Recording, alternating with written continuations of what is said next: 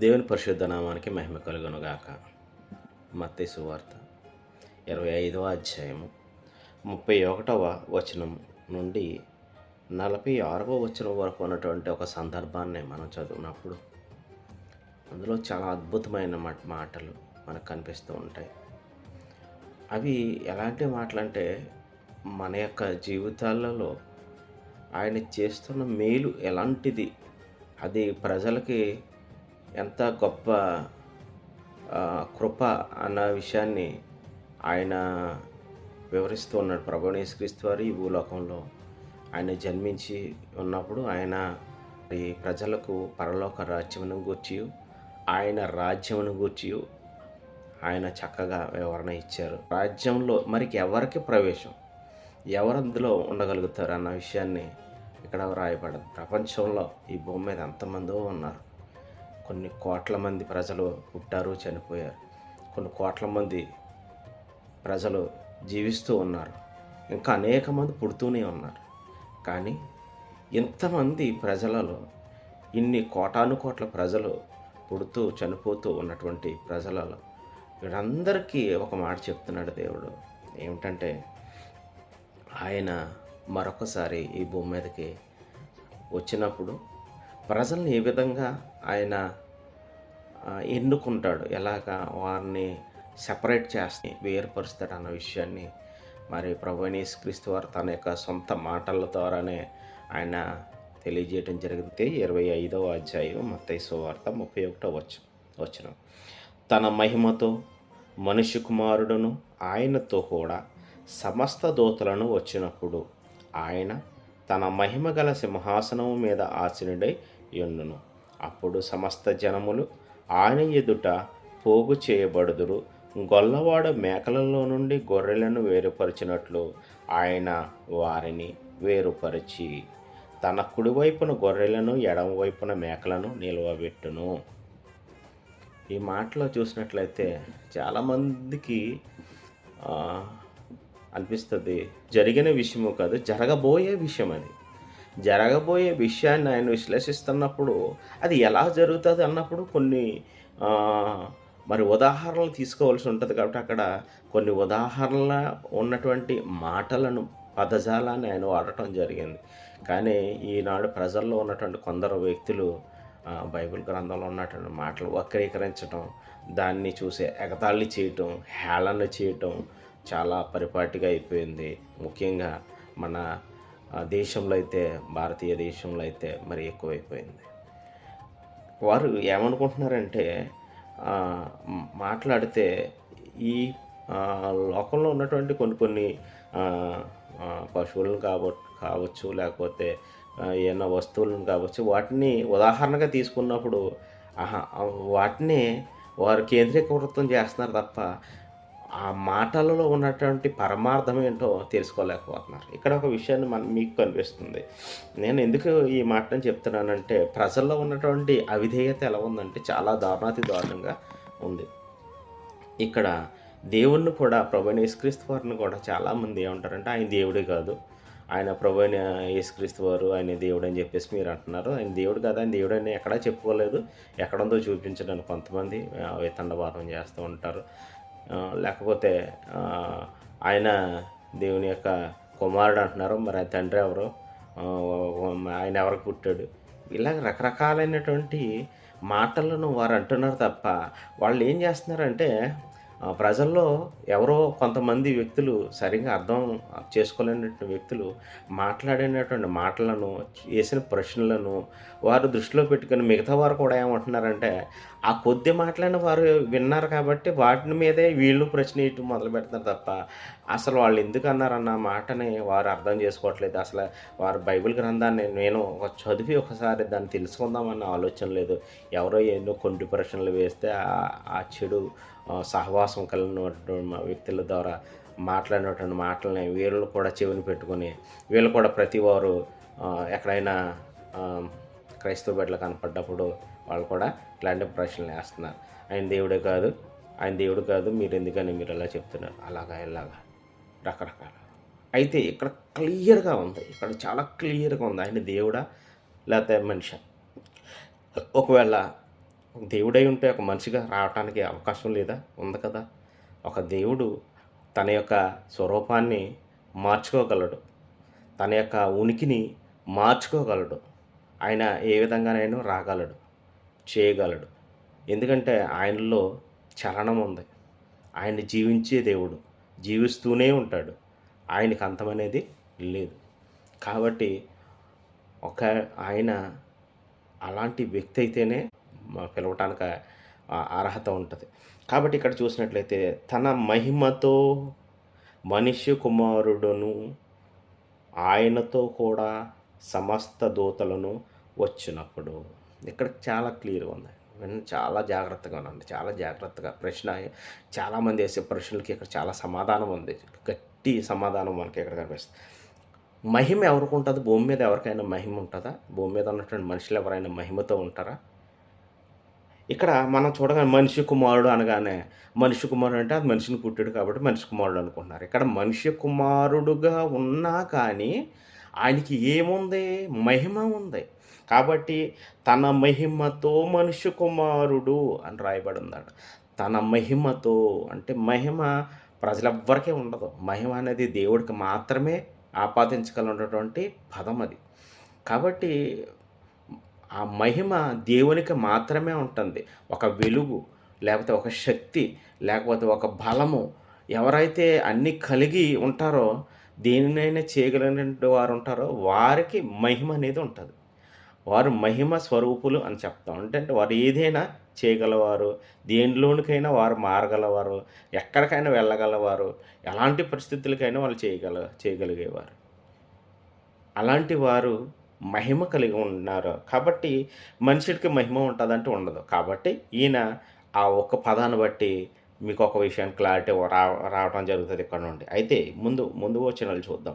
మహిమతో మనిషి కుమారుడును ఆయనతో కూడా సమస్త దూతలను వచ్చినప్పుడు. దూతలు ఎవరికుంటారు? మన ఈ లోకంలో ఎవరైనా ఎక్కడికన్నా ఎళ్లారంటే ఏముంటారో తెలుసా? సెక్యూరిటీ గార్డులు ఉంటారు అంతే. బాడీ గార్డ్ ఉంటారు. లేకపోతే సెక్యూరిటీ గార్డ్ ఉంటాడు. లేదా పోలీసు వాళ్ళు ఉంటారు. వీళ్ళు ఉంటారు గానీ దూతలు ఉంటారండి? దూతలు ఎవరైనా ఉంటారా? దూతలు ఎక్కడి నుంచి వస్తారు? దూతలు అనే పేరు ఎవరికి వాడతాం మనం? దూతలు అనగా దేవుని యొక్క సన్నిధిలో ఉన్నటువంటి వారు. మనకు కనపడే వ్యక్తులు కాదు వాళ్ళు. మనకు కనపడే స్వరూపాలు కాదు. దేవుని యొక్క సన్నిధిలో వేరొక లోకములో ఉన్నటువంటి ప్రజలు వారు. వేరొక లోకంలో ఉన్నటువంటి దేవుని యొక్క శక్తులు వారు. దేవుని రూపించినటువంటి పనివారు వారు. కాబట్టి అనేకమైనటువంటి ఆయన సైన్యము. ఇక్కడ అందులో దూతలను చూస్తే దూతలు ఒక్కరే కాదు. ఆళ్ళు ఒక్కళ్ళుగా విభజించడానికి కూడా లేదు. దూతల్లో చాలా రకాలు ఉన్నారు. దూతలు దేవుని సేవించేవారు వేరుగా ఉన్నారు. దేవుని యొక్క పోరాటం చేయటానికి సైనికులుగా ఉన్నటువంటి సైన్య సమూహం ఉన్నది. వారు సైన్యములు. వారికి వేరొక దూతలు. అలాగే సమాచారాన్ని అందించే దూతలున్నారు. దేవుని యొక్క సమాచారాన్ని భూమి మీద ఉన్నటువంటి ప్రజలకు అందించే సమాచారమైనటువంటి దూతలు ఉన్నారు. అలాగే భూమి మీద ఉన్నటువంటి ప్రజలందరికీ ఆయన తన యొక్క దేవదూతలను సహకారులుగా, పనివారుగా ప్రతి ఒక్క మనుషుడు వాడు దేవుని నమ్మినవాడు అవ్వచ్చు, నమ్మనివాడు అవ్వచ్చు, వేరొక వాడు ఎవడైనా అవ్వచ్చు. ఇలాగ కోటాను కోట్ల దేవదూతలు మరి పరలోక రాజ్యంలో ఉన్నట్లుగా మరి మనకి అర్థమవుతుంది. అయితే ఈ దూతలు ఎవరు కూడా ఉంటారు? మనుషులు కూడా ఉంటారా? కాదు. దేవునితో ఉంటారు.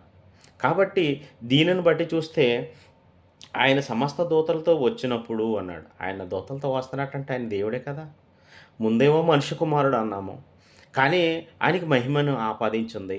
మహిమతో మనిషి కుమారుడు అనగా మనిషి కుమారుడు అంటే మనిషి కుమారుడు అనొచ్చు అని అనుకుంటున్నారు అంతే.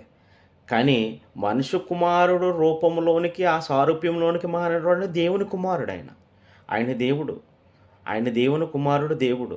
కాబట్టి ఆయన ఈ లోకానికి మరొకసారి వచ్చే సమయంలో ఆయనతో కూడా ఎవరు వస్తున్నారు ఇప్పుడు?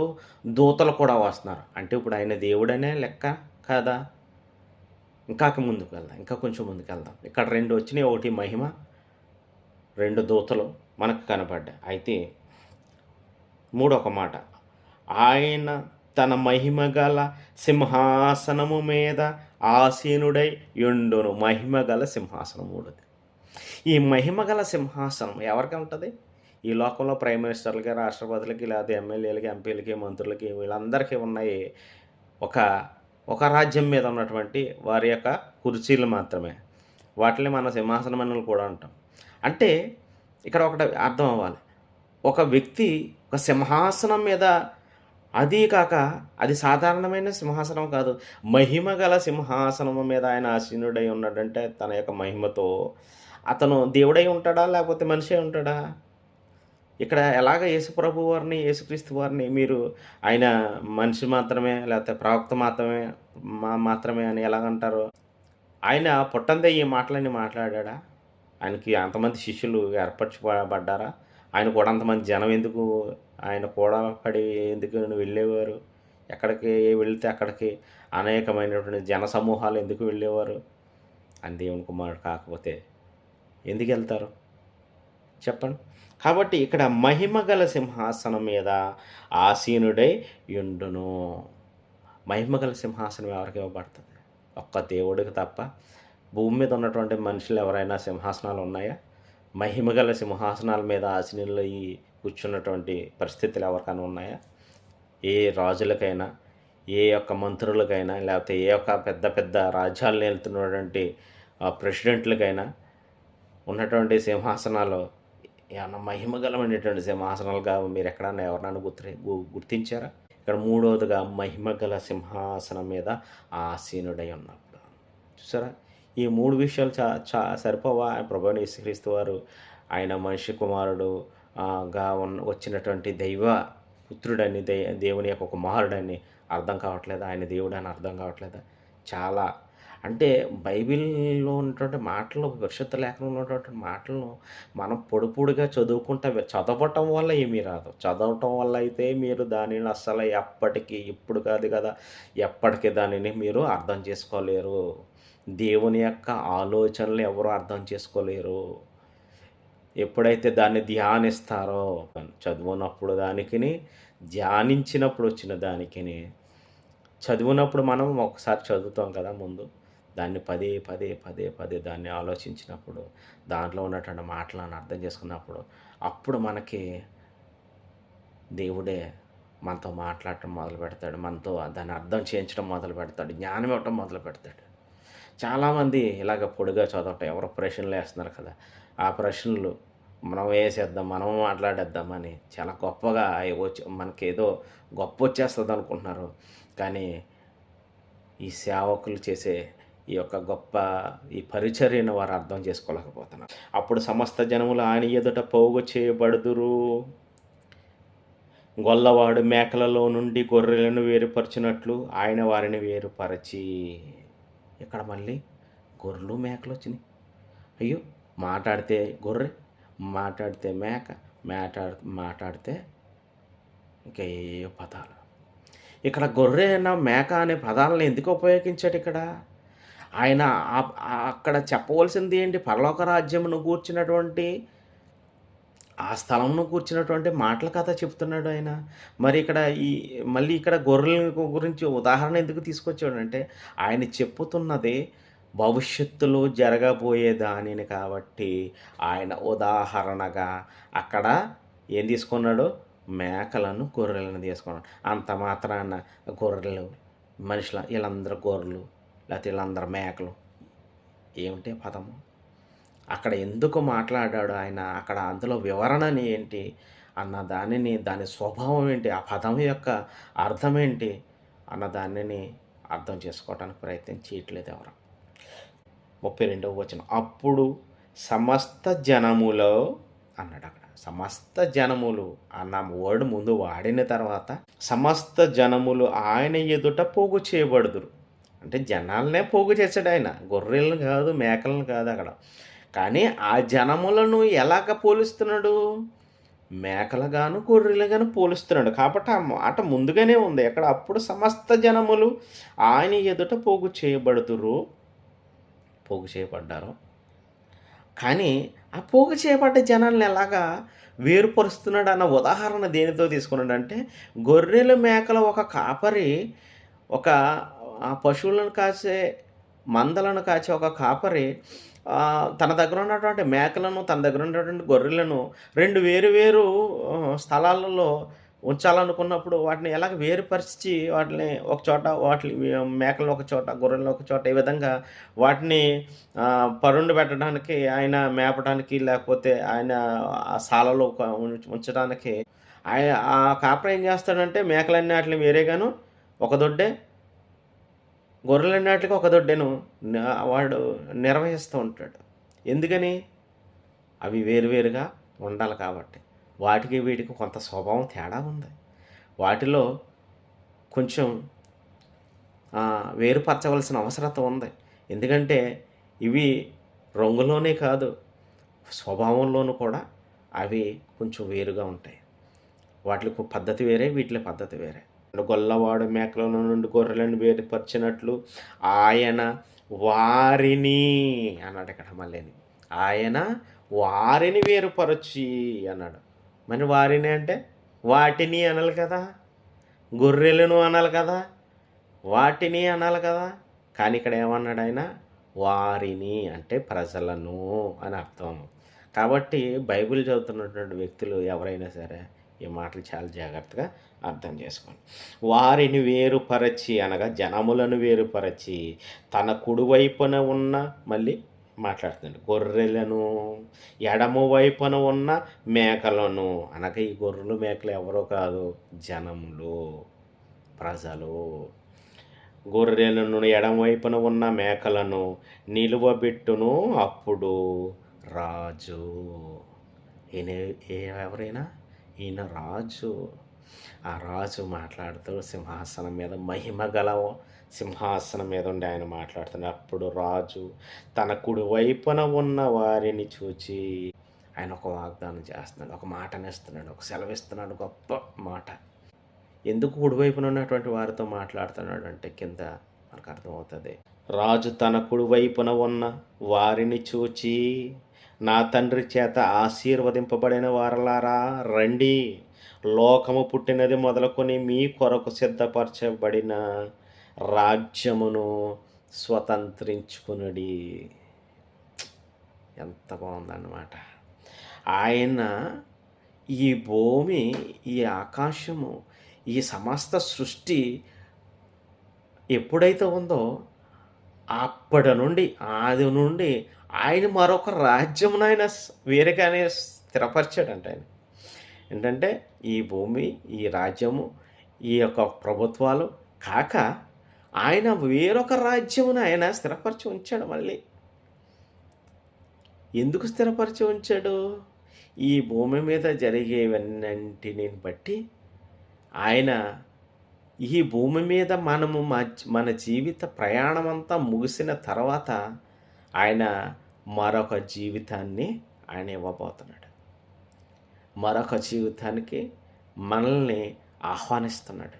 అదే ఆ మాట మనకు కనిపిస్తుంది. నా తండ్రి చేత, నా తండ్రి మిమ్మల్ని ఆశీర్వదించాడు కదా, మీరు అందుకే కదా మీరు నా కుడివైపున ఉన్నటువంటి జనులలో మీరు నిలబడ్డారు.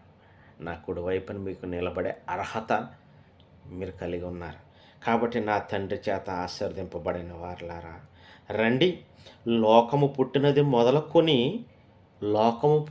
మొదలుకొని మీ కొరకు సిద్ధపరచబడిన రాజ్యమును, నా రాజ్యమును, నేను రాజును, మీరు నా ప్రజలు, నా రాజ్యము. కాబట్టి ఆయన సిద్ధపరచబడిన రాజ్యమును స్వతంత్రించుకుని, పైన చెప్పాడు కదా ఆయన రాజు అని. ఆయన మహిమగల సింహాసనం మీద కూర్చున్నటువంటి రాజు. ఆ రాజు తన కుడివైపున ఉన్న వారితో మాట్లాడుతున్నాడు ఈ మాట. అయితే స్వతంత్రించుకున్నాడు. ఎందుకని స్వతంత్రించుకోమన్నాడు?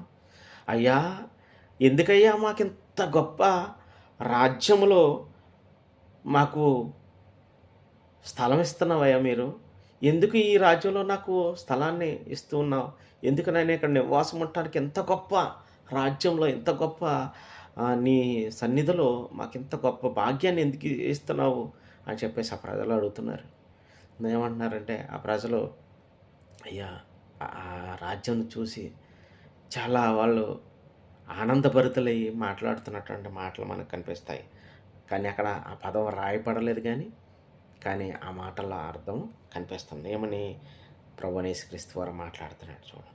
నేను ఆకలిగొంటిని. నిజంగా వీళ్ళ ఆ ప్రశ్న అక్కడ వేసినట్టే కదండి మనం.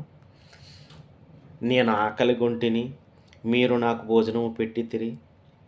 దప్పిగొంటిని, నాకు దాహమిచ్చితిరి. పరదేశినయుంటిని, నన్ను చేర్చుకుంటిరి. దిగంబరినయుంటిని, నాకు బట్టలిచ్చితిరి. రోగినయుంటిని, నన్ను చూడవచ్చితిరి. చెరసాలలో ఉంటిని, నా యొద్దకు వచ్చితిరి అని చెప్పాను. ఈ ప్రజలు అడిగినప్పుడు, ఎందుకయ్యా మాకెంత గొప్ప భాగ్యం ఇచ్చావు, ఏంటి అని అడిగితే ఆ రాజు చెప్తున్నాడు, నాకు మీరు ఆహారం పెట్టారు, ఆహారం లేనప్పుడు. వస్త్రం లేనప్పుడు నాకు వస్త్రములు ఇచ్చారు.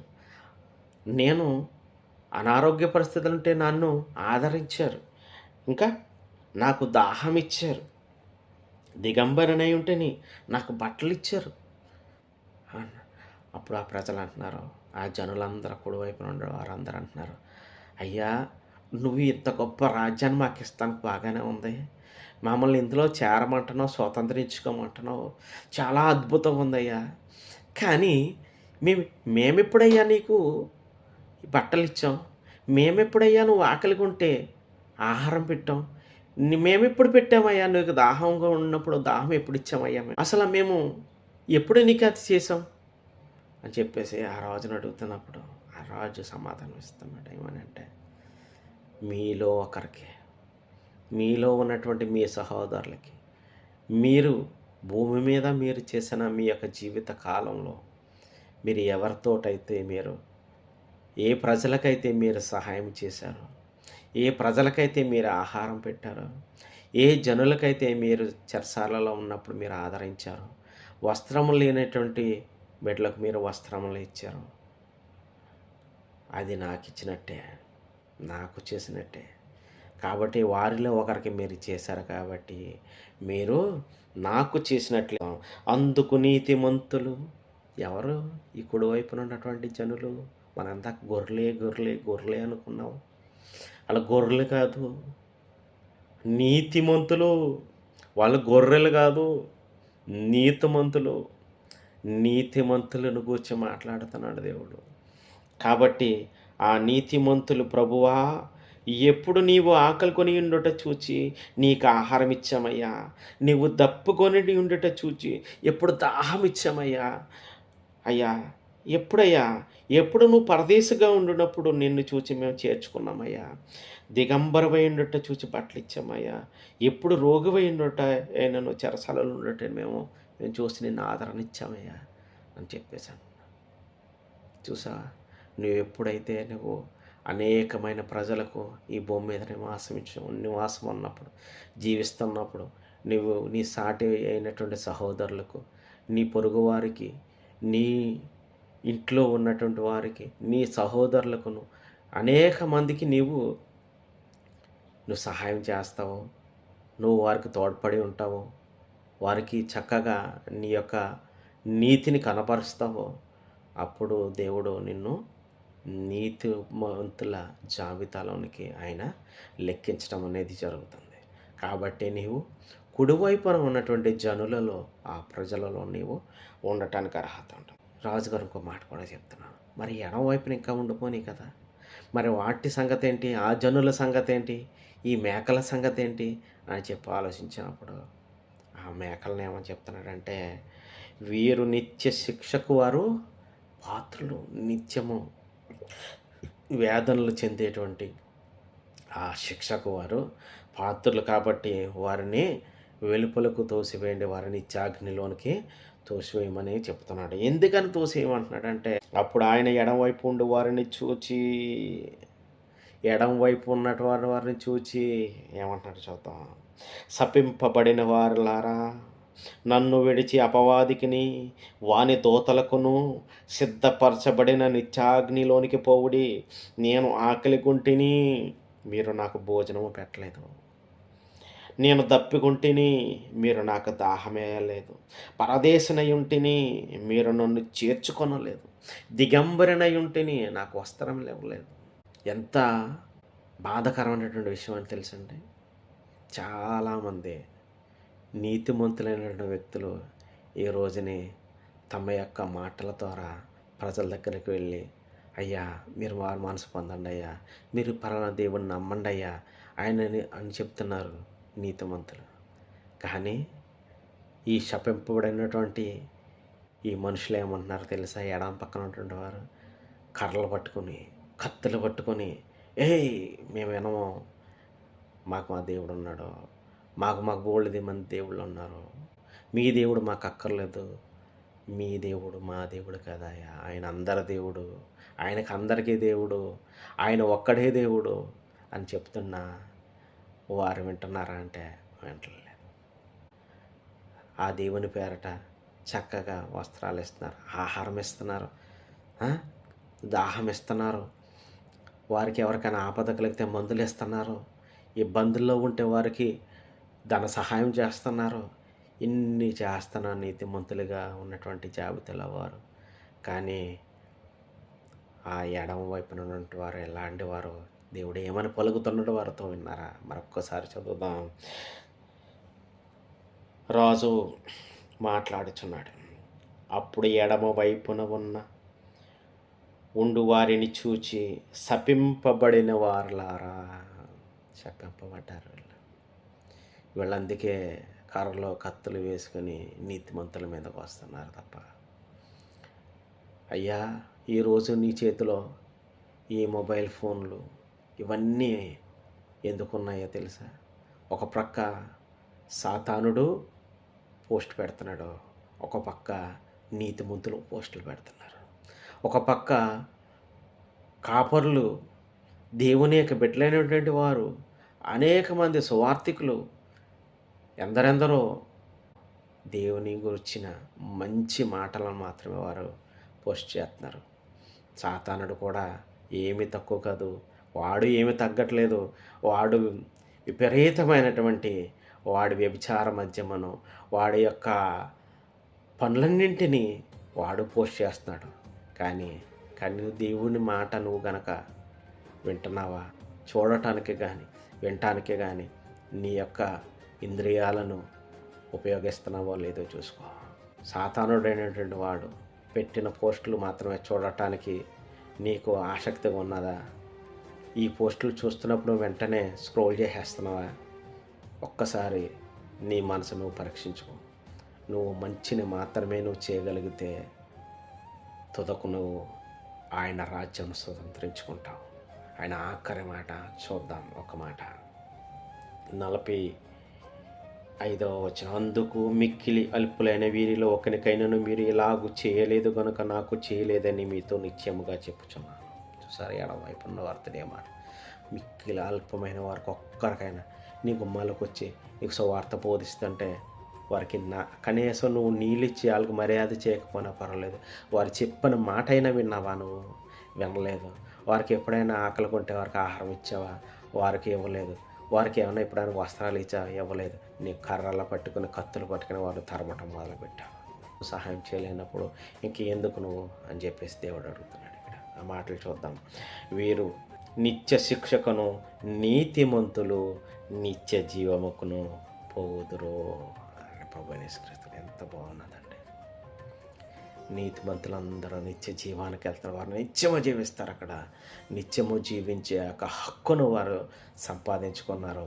కానీ వాళ్ళ కర్రలో కత్తులు పట్టుకొని ఎవడికి ఒక గుక్కుడి నీళ్ళు కూడా ఇవ్వనటువంటి వ్యక్తులందరూ, లేకపోతే దేవుడిని నీ యొక్క తెలుసుకోలేనటువంటి వ్యక్తులందరూ ఎక్కడికి వెళ్తున్నారు?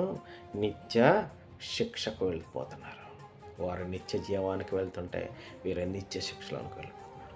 నువ్వు కూడా ఏదైనా వాక్యం, అది నీ యొక్క సంఘంలో కావచ్చు, నీ పరిచర్యలో ఎక్కడైనా నీకు వినిపించవచ్చు, నీ ఫోన్లో, టీవీలో, లేకపోతే ఎక్కడైనా ఒక మంచి విషయాన్ని బాగుగా నీకు అర్థమయ్యే రీతిగా ఆ మాట నీ వద్దకు నీ చెవిని పడ్డప్పుడు ఖచ్చితంగా విను, మనసు పొందు.